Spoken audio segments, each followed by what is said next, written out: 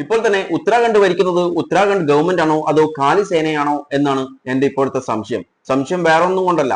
ഈ വീഡിയോ ഒന്ന് കണ്ടു. സംഘികളുടെ ദൈവത്തോടും അമ്പലത്തോടുമുള്ള വിശ്വാസം കപടമാണെന്ന് വീണ്ടും തെളിയിച്ചിരിക്കുകയാണ്. അങ്ങ് രാജസ്ഥാനിൽ ബിൽവാരയിലെ ഒരു അമ്പലത്തിന് മുന്നിൽ ആടിന്റെ തൊലി കണ്ടെത്തുകയുണ്ടായി. അതിനെ തുടർന്ന് വലിയ തരത്തിലുള്ള പ്രൊട്ടസ്റ്റ് ആണ് ഹിന്ദുത്വ ഗുണ്ടകൾ നടത്തിയിട്ടുള്ളത്.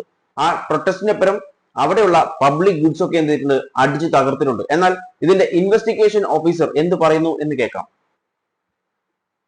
हमें सूचना मिली थी कि बाबा रामदेव जी मंदिर के सामने जो है कोई खाल गिरी हुई है। उसके बाद सूचना पे हम लोग यहाँ मौके पे पहुंचे, पुलिस स्टाफ मौके पहुंचा है, डिप्टी साहब भी मौके पे आए हैं, अन्य अधिकारी प्रशासनिक अधिकारी मौके पे आए हैं। हमने जो है यहाँ के सीसीटीवी फुटेज देखकर उनकी पहचान की थी। उसमें एक तो लोकेश खटीक था और एक हेमंत कोहली था। ये कावाखेड़ा से लोकेश खटीक जो है वो खालें खरीदने बेचने का धंधा करता है। कावाखेड़ा से ये लोग खरीद कर एक कट्टे में भर के लाके और स्कूटी पे आगे रख के ला रहे थे, और जो उसका कट्टा था उसका मुंह बंधा हुआ नहीं था, तो इसी कारण जो है एक्सीडेंटली वो खाले जो है वो 2-3 जगह गिर गई है। इसका क्लियर हो गया और सभी पक्ष से बातचीत करके हमने इस मामले को संतुष्ट कर दिया है। उनको जो दोनों लड़के हैं उनको हमने डिटेन भी कर लिया है और पूरी बात क्लियर हो गई। ആക്ച്വലി ഇവർ ശ്രമിച്ചിട്ടുള്ളത് ഒരു കമ്മ്യൂണൽ ടെൻഷൻ ഉണ്ടാക്കാൻ തന്നെയാണ്. പക്ഷേ ഇവിടെ പോലീസ് പറഞ്ഞിട്ടുള്ളത് മറ്റൊരു കഥയാണ്. അതിനു മുൻപായി ഇവിടെ അറസ്റ്റ് ചെയ്തിട്ടുള്ളത്, അതായത് CCTV നോക്കിയതിനു ശേഷം ഐഡന്റിഫൈ ചെയ്തിട്ടുള്ളത് 2 പേരെയാണ്. 2 ഹിന്ദുസ് ആയിട്ടുള്ള ലോകേഷ് കഥക് അതുപോലെ ഹേമന്ത് എന്ന് പറഞ്ഞ 2 പേരെയാണ് പോലീസ് എന്ത് ചെയ്തിട്ടുള്ളത്, ഐഡന്റിഫൈ ചെയ്തിട്ടുള്ളത്. ഇതിൽ ഇവിടെ ഈ പോലീസ് ഓഫീസർ പറയുന്നത് CCTV ഐഡന്റിഫൈ ചെയ്ത് 2 ഇൻഡിവിജ്വൽസിനെയാണ്. ഈ 2 ഇൻഡിവിജ്വൽസ് എന്ന് പറയുന്നത് ഇവിടെ, അതായത് അതിൽ ഈ ലോകേഷ് എന്ന് പറയുന്ന ആൾ മൃഗങ്ങളുടെ തൊലികൾ വാങ്ങുകയും വിൽക്കുകയും ചെയ്യുന്ന ബിസിനസ് ചെയ്യുന്ന ഒരു വ്യക്തിയാണ്. അപ്പോൾ ഇതിന്റെ അടുത്തുള്ള സ്ഥലത്ത് നിന്നും ഇതുപോലെ തൊലികൾ പർച്ചേസ് ചെയ്തിട്ട് ലോഡ് ചെയ്തു ട്രാൻസ്പോർട്ട് ചെയ്യുമ്പോൾ, അതായത് സ്കൂട്ടറിലാണ് ട്രാൻസ്പോർട്ട് ചെയ്യുന്നത്. അപ്പൊ ഇത് ട്രാൻസ്പോർട്ട് ചെയ്യുമ്പോൾ ആക്സിഡന്റലി ഈ ഒരു സ്കിന്ന്, അതായത് ഈ തൊലി അവിടെ വീണതാണെന്നാണ് പോലീസുകാരൻ പറയുന്നത്. അതായത് കൃത്യമായി ആ ടെമ്പിളിന്റെ നേരെ മുമ്പിലെത്തിയപ്പോൾ അവിടെ വീണിട്ടുണ്ട്. ഓക്കെ. അതുപോലെ ഈ ഓഫീസർ പിന്നീട് പറയുന്ന കാര്യം എന്ന് പറയുന്നത് ഈ ഒരു പ്രശ്നം സോൾവ് ചെയ്തിട്ടുണ്ട്, അതായത് എല്ലാ പാർട്ടീസിനും കാര്യങ്ങൾ കൃത്യമായി പറഞ്ഞു കൊടുക്കുകയും അതിനുശേഷം ഈ പ്രശ്നം വളരെ സോൾവ് ആയിട്ടുണ്ട് എന്നാണ് പറഞ്ഞത്. ഞാനൊരു കാര്യം ചോദിച്ചോട്ടെ, ഇതേ സംഭവം ഇതേ ബിസിനസ് ഒരു മുസ്ലിം ചെയ്യുന്നു, അയാൾ സ്കൂട്ടറിൽ കൊണ്ടുപോകുമ്പോൾ അമ്പലത്തിന്റെ മുമ്പിലോ അല്ലെങ്കിൽ ഏതെങ്കിലും സൈഡിൽ വെച്ചിട്ട് ഇത് വീഴുന്നു, ഇതായിരിക്കുമോ സംഭവിക്കുക? ഇങ്ങനെ ആയിരിക്കും ഇതിന്റെ സൊല്യൂഷൻ വരിക? ഒരിക്കലുമല്ല. നമ്മൾ മനസ്സിലാക്കേണ്ടത് ഈ ഒരു പ്രശ്നം നടന്ന സ്പോട്ടിൽ തന്നെ അവിടെ പ്രൊട്ടസ്റ്റ് നടന്നിട്ടുണ്ട്. പ്രൊട്ടസ്റ്റ് നടക്കുക മാത്രമല്ല പല സ്ഥലങ്ങളും അടിച്ച് തകർത്തിട്ടുണ്ട് എന്നുള്ള ഇൻഫോർമേഷൻസ്, അതായത് റിപ്പോർട്ടുകളും പുറത്തു വരുന്നുണ്ട്. അപ്പോൾ ഇത് ഒരു മുസ്ലിം ചെയ്തിട്ടുണ്ടെങ്കിൽ ഇത് വേറൊരു രീതിയിലേക്ക്, അതായത് ഇതൊരു കമ്മ്യൂണൽ ടെൻഷൻ ഉണ്ടാക്കാൻ വേണ്ടിയിട്ടാണ്, ഒരു വലിയ തരത്തിലുള്ള വലിയൊരു പ്രശ്നം ഉണ്ടാക്കാനുള്ള ഒരു ശ്രമമായിരുന്നു എന്നാണ് എനിക്കിതിൽ നിന്ന് വ്യക്തമായിട്ടുള്ളത്. ഇത് മാത്രമല്ല ഒട്ടനവധി വേറെയും പ്രശ്നങ്ങൾ നടന്നിട്ടുണ്ടായിരുന്നു. മഹാരാഷ്ട്രയിൽ നോക്കിയാൽ മഹാരാഷ്ട്രയിൽ ദുർഗാദി ഫോർട്ടിൽ ഈദ് നമസ്കാരത്തിന്റെ പേരിൽ ഹിന്ദുത്വ ആക്ടിവിസ്റ്റുകൾ അവിടെ പ്രൊട്ടസ്റ്റ് നടത്തിയിട്ടുണ്ടായിരുന്നു. ആ പ്രൊട്ടസ്റ്റ് നമുക്ക് ആദ്യം കാണാം.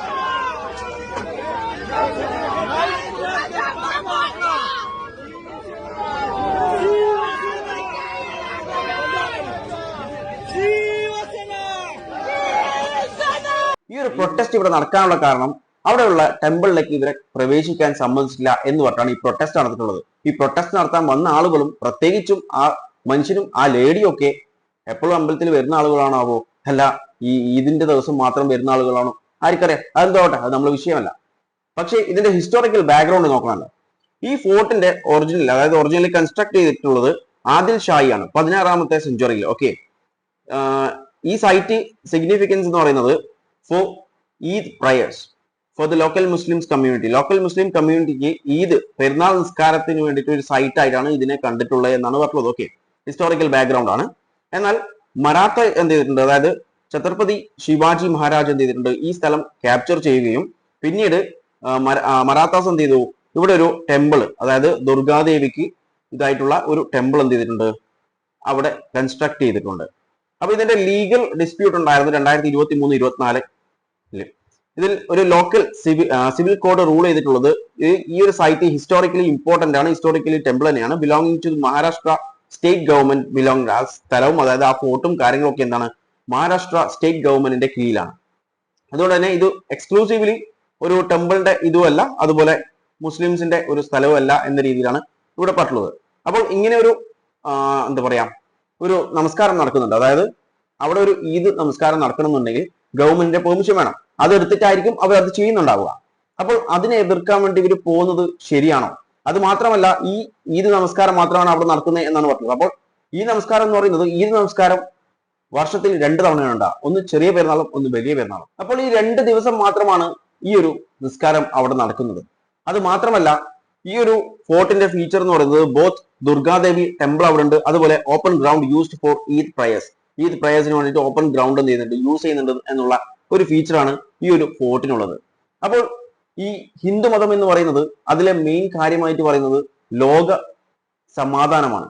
അപ്പോൾ ഒരു സമാധാനത്തിന് വേണ്ടിയിട്ട് ഇതൊന്ന് അഡ്ജസ്റ്റ് ചെയ്താൽ പോരെ, അതായത് ഒന്ന് കോർഡിനേറ്റ് ചെയ്ത് കോപ്പറേറ്റ് ചെയ്തിട്ട് മുന്നോട്ടേക്ക് എല്ലാവരും അങ്ങോട്ടും ഇങ്ങോട്ടും സഹകരിച്ച് മുന്നോട്ട് പോയി കഴിഞ്ഞാൽ അവിടെ ഒരു പ്രശ്നം ഉണ്ടാവില്ല. പക്ഷെ ഇവർക്ക് മനഃപൂർവ്വം അവിടെ പ്രശ്നങ്ങൾ ഉണ്ടാക്കണം, ആ പ്രശ്നങ്ങൾ ക്രിയേറ്റ് ചെയ്യാൻ വേണ്ടിയിട്ടാണ് ഇവർ ശ്രമിച്ചുകൊണ്ടിരിക്കുന്നത്. അല്ലെങ്കിൽ ഹിസ്റ്റോറിക്കൽ, അതായത് എല്ലാ കാര്യങ്ങളും ഹിസ്റ്റോറിക്കൽ ബാക്ക്ഗ്രൗണ്ട് നോക്കണം എന്നാണല്ലോ സംഘികൾ പറയുന്നത്. അപ്പോൾ ഇതിന്റെ ഹിസ്റ്റോറിക്കൽ ബാക്ക്ഗ്രൗണ്ട് യഥാർത്ഥത്തിൽ നോക്കിക്കഴിഞ്ഞാൽ ആ ഫോർട്ട് ബിൽഡ് ചെയ്തിട്ടുള്ളത് ആരാണ്?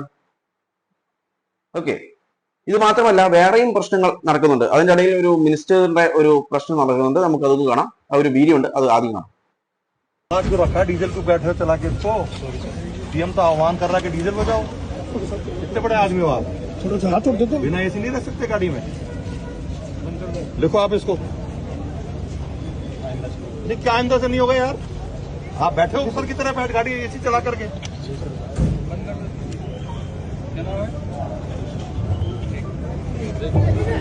നമ്മളിപ്പോ കണ്ടിട്ടുള്ള വീഡിയോ എന്ന് പറയുന്നത് ഒരു BJP മന്ത്രി, അതായത് മന്ത്രിയായിട്ടുള്ള സഞ്ജയ് ശർമ്മ ഒരു പോലീസ് കോൺസ്റ്റബിളിനെ വഴക്ക് പറയുന്നതാണ്. സംഭവം എന്ന് പറയുന്നത് ഈ പോലീസ് കോൺസ്റ്റബിൾ വണ്ടിയിൽ എന്ത് ചെയ്തു, പോലീസ് വണ്ടിയിൽ എന്ത് ചെയ്തു, AC ഇട്ടിട്ട് കുറച്ച് സമയം ഇരുന്നു. അപ്പോൾ അത് ഇദ്ദേഹം കണ്ടു.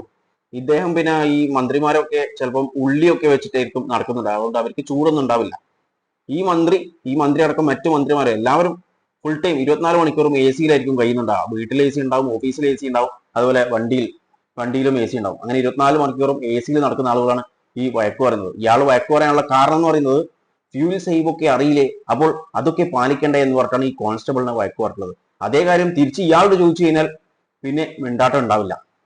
അതും ഈ ഓഫീസിൽ ഇരുന്നിട്ട് ആജ്ഞാപിക്കുന്നത് പോലെയല്ല ഈ ഫീൽഡിൽ നിന്ന് വർക്ക് ചെയ്യുന്നത്, അത് വേറെ തന്നെയാണ്. പ്രത്യേകിച്ച് ഈ പോലീസ് കോൺസ്റ്റബിൾ എന്നൊക്കെ പറയുന്നത് കൂടുതൽ സമയം വെയിലത്തൊക്കെ ആയിരിക്കും വർക്ക് ചെയ്യുന്നുണ്ട്, ഫീൽഡ് വർക്ക് ആയിരിക്കും.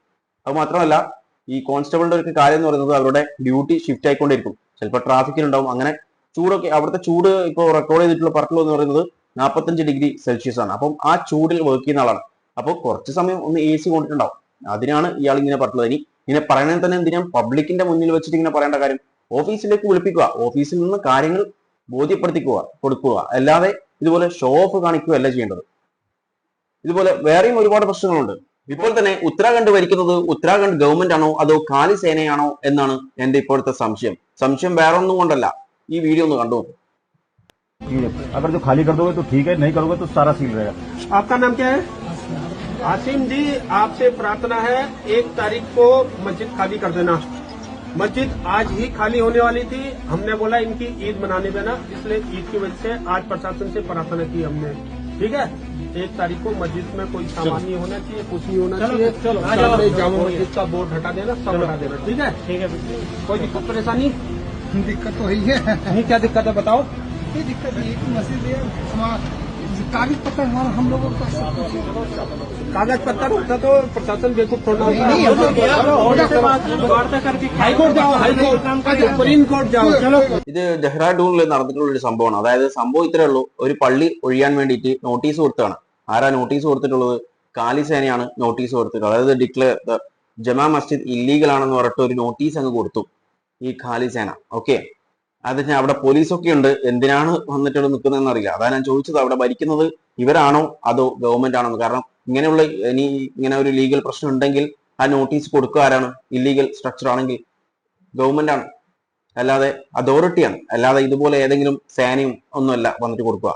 ഇവരിപ്പോ പറയുന്ന കാര്യം എന്ന് പറയുന്നത് ഈദ് ആയതുകൊണ്ട് അത് സെലിബ്രേറ്റ് ചെയ്യാൻ വേണ്ടി, നിങ്ങളെ കമ്മ്യൂണിറ്റിക്ക് സെലിബ്രേറ്റ് ചെയ്യാൻ വേണ്ടി ഞങ്ങൾ റിക്വസ്റ്റ് ചെയ്തുകൊണ്ട് എന്താണ് ഇത് താൽക്കാലികമായിട്ട് ഇത് പൊളിക്കുന്നില്ല.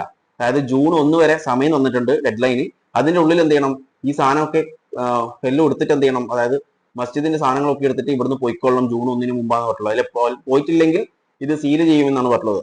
ഇവിടെ പറഞ്ഞിട്ടുള്ളത് ഒരു ഐറ്റംസും അവിടെ വെക്കാൻ പാടില്ല. No items or belonging left inside the mosque. മോസ്കിൽ വെക്കാൻ പാടില്ല, എല്ലാം കംപ്ലീറ്റ്ലി മാറ്റണം, ഇല്ലെങ്കിൽ എന്ത് ചെയ്യും, സീൽ ചെയ്യുമെന്നാണ് പറഞ്ഞിട്ടുള്ളത്. ഈ ഒബ്ജക്ഷൻ എന്ന് പറയുന്നത് ഇതിൽ ഈ പറഞ്ഞിട്ടുള്ള കാര്യം എന്ന് പറയുന്നത്, അതായത് അവിടെയുള്ള ആ ഉസ്താദ് പോലെയുള്ള വ്യക്തി ആ ഒരു മോസ്കിന്റെ ആളാണെന്ന് തോന്നുന്നു.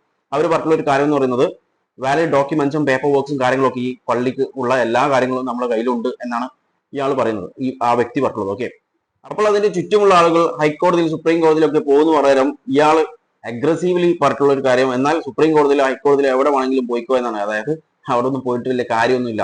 ഇതിനെക്കുറിച്ച് ഞാനൊന്ന് ചെക്ക് ചെയ്തിട്ടുണ്ടായിരുന്നു. പക്ഷെ ചെക്ക് ചെയ്തപ്പോൾ അതോറിറ്റി, അതായത് ഗവൺമെന്റിന്റെ സൈഡിൽ നിന്നും ഈ ഒരു മസ്ജിദ് ഇല്ലീഗലാണെന്ന് പറഞ്ഞിട്ടുള്ള ഒരു നോട്ടീസ് ഒന്നും ഇതുവരെ ഇഷ്യൂ ചെയ്തതായിട്ടുള്ള റിപ്പോർട്ടുകളൊന്നും ഇല്ല. അപ്പോൾ ഈ ഒരു ഇഷ്യൂ ചെയ്തിട്ടുള്ളത് ഇവരാണ്. അപ്പൊ ഇവർ പറയുന്നത് വെച്ചാൽ അഡ്മിനിസ്ട്രേഷനോട് ഞങ്ങൾ റിക്വസ്റ്റ് ചെയ്തുകൊണ്ട് എന്ത് ചെയ്തിട്ടുണ്ട്, ജൂൺ 1 വരെ ഇതിന്റെ ഡെഡ് ലൈൻ എക്സ്റ്റെൻഡ് ചെയ്തിട്ടുണ്ടെന്നാണ് പറഞ്ഞത്. പക്ഷെ ഇങ്ങനെ ഒരു റിമൂവൽ, അതായത് ഇങ്ങനെ ഒരു നോട്ടീസ് അവിടെ പോയതായിട്ടുള്ള വേറൊരു ന്യൂസോ അല്ലെങ്കിൽ റിപ്പോർട്ടിങ്സോ ഒന്നുമില്ല. അപ്പോൾ ഈ അഡ്മിനിസ്ട്രേഷൻ, അതായത് അഡ്മിനിസ്ട്രേഷൻ കൊടുത്തതായിട്ടുള്ള, അതായത് ഇവർ കൊടുത്തതായിട്ടുള്ള റിപ്പോർട്ട് ഉണ്ട്, അതായത് ഈ ഖാലി സേന എന്ന് പറയുന്ന അവർ ഇഷ്യൂ ചെയ്തിട്ടുള്ള നോട്ടീസ് ഉണ്ട്, അല്ലാതെ അഡ്മിനിസ്ട്രേഷന്റെ ഭാഗമായിട്ടുള്ള ഒരു നോട്ടീസും ഇഷ്യൂ ചെയ്തതായിട്ടുള്ള റിപ്പോർട്ടുകളൊന്നും വന്നിട്ടില്ല. അപ്പോൾ ഉത്തരാഖണ്ഡ് ഭരിക്കുന്നത് ഇപ്പൊ ആരാണ് ശരിക്കും? ഉത്തരാഖണ്ഡ് ഗവൺമെന്റ് തന്നെയാണോ? കാരണം പോലീസൊക്കെ അവിടെ ഉണ്ട്, വായും പൂട്ടി നിൽക്കുന്നുണ്ട്. എന്നാൽ ചോദ്യം ചെയ്യണ്ടേ? കാരണം ഇവരെങ്ങനെയാണ് ഒരു നോട്ടീസ് കൊടുക്കുക, അല്ലെങ്കിൽ ആ നോട്ടീസ് എക്സ്റ്റെൻഡ് ചെയ്ത കാര്യങ്ങൾ പറയാൻ ഇവരാരാണ്?